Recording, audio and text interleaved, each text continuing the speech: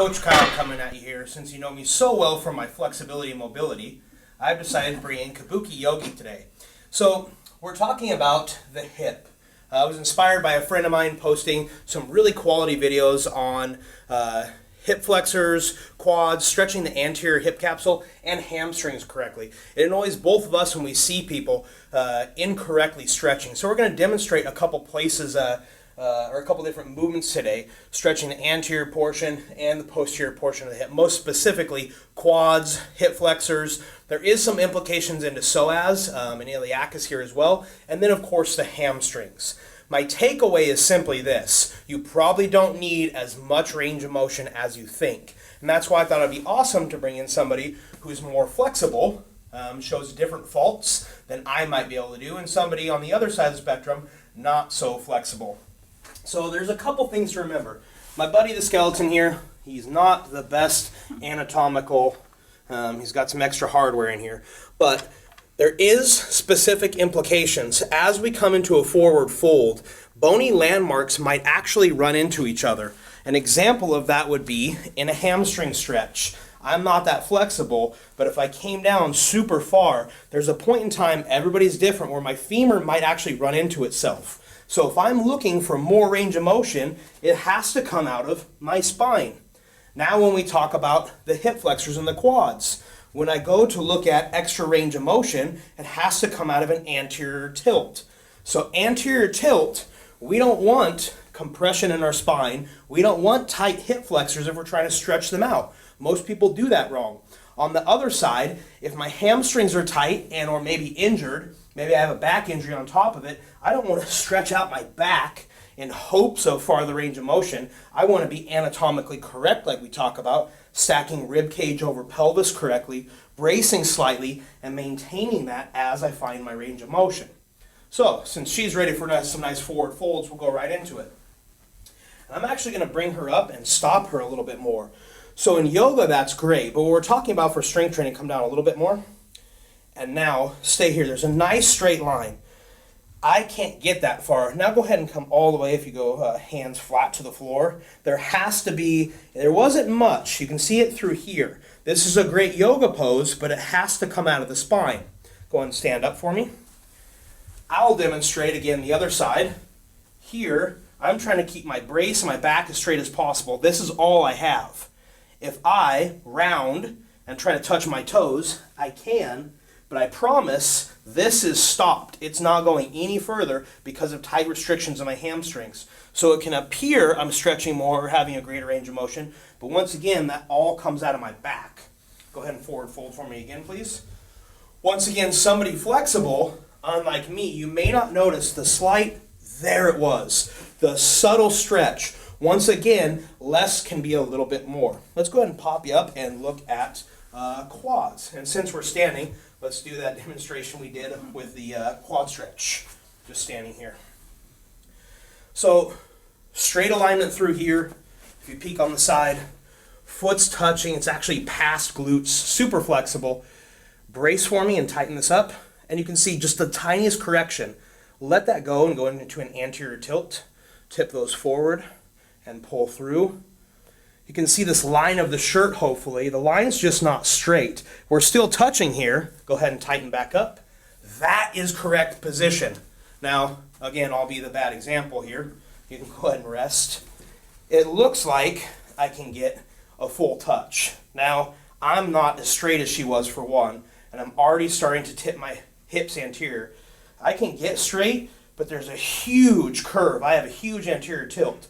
I'm pretty good at maintaining and bracing. So if I do, this is it. And look how much farther my heel is away from my butt. This is a really intense stretch in my quad right now. This, I actually feel in my back. I don't feel in my quad at all. One more good demonstration from the back. Brace. You can see the anterior tilt here. Brace. Boom. Easy to fix all these by setting up that brace before you stretch. Let's go against the wall. Another really common one. Then we'll finish with a little yoga pose. Foot up the wall stretch, really common for hip flexors and quads. Most of us need it. This can be done statically or dynamic. We're in a pretty straight line here. She looks pretty good. Go ahead and brace a little bit for me. That just corrected that much more. Now me, on the other hand,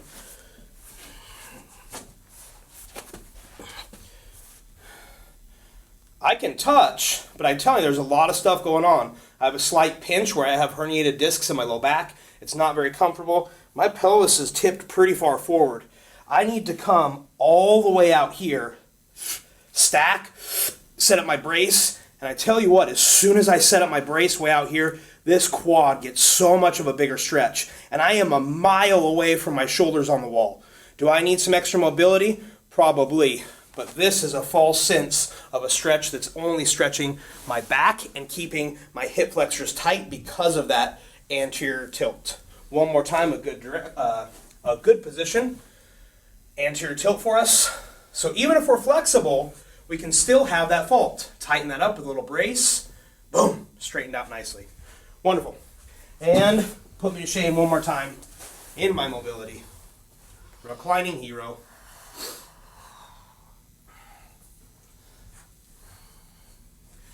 Now, for strength training, we may not need a bunch more mobility than this. This is great. I wish myself and all my athletes were in this position.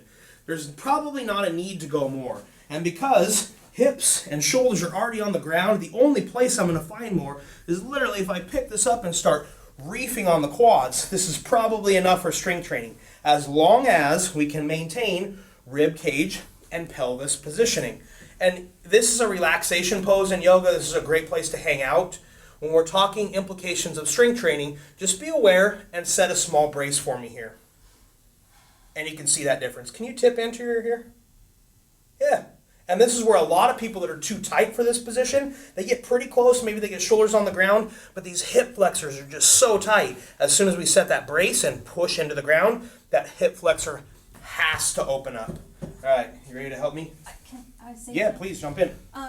Also in this pose, the knees being in line with the hips also change the stretch as well. So Most if you definitely. bring it out more, this may be, I could see somebody in this pose, which I do in the gym, and you're changing the way in which it becomes out on the sides here instead of keeping it in line and really getting that full stretch deep down. Yep, adductors and hip flexors. We have to be aware of the relationship of internal and external rotation, abduction and adduction. That's part of their job. So if we get out of alignment, it's very similar. That's a really good point. It's very similar to that anterior tilt. You can be in a position, but you may not be stretching the exact muscles you think you are. All right, ready to torture me?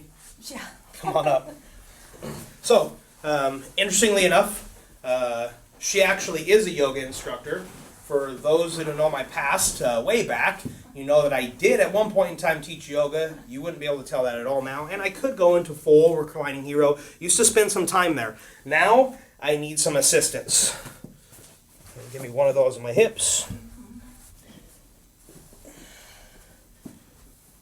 So here, as I lay back, I'm going to try to set that up already in a good position here, so I'm already not extended. Okay. And then I'm going to try to maintain that as going back. It's actually pretty good. Yep, and then you can rest your head and you're going to have that full stretch there. There's a super tight pull on my pelvis here. I have to work really hard to maintain this. You can probably see I'm shaking because my body just wants to do that. It wants to let go. I'm so tight and come into position. I'm actually going to take this away. If you're tight like me, don't try this at home. But you can see a little bit of the fault, or a lot of the fault. I can kind of get back, but things have to happen. Knees have to be on the ground. Anterior tilt has to happen. This is just way too tight for me to get into position. Takeaway for you. You may be tight like me and be able to fake range of motion. You might be super flexible and have great range of motion, but be slightly out of alignment. Just like our squats and all of our loaded movement, to utilize these muscles for strength correctly, that balance of pelvis and rib cage needs to be there. So in stretching, it's very important that that balance still is there, so we're stretching the correct muscles. Anything to add there? Nope, just in that example you did with no blocks, how your legs were spread so wide is another example of how when you keep your knees in line in that hero pose, really pulling that hip flexor flexibility versus whatever muscles you were stretching at that with the wide knees. Everything trying to help. So it really comes back down to good alignment. Now, go stretch a little bit better, make your mobility and your warm-ups better, and go fix your lifting.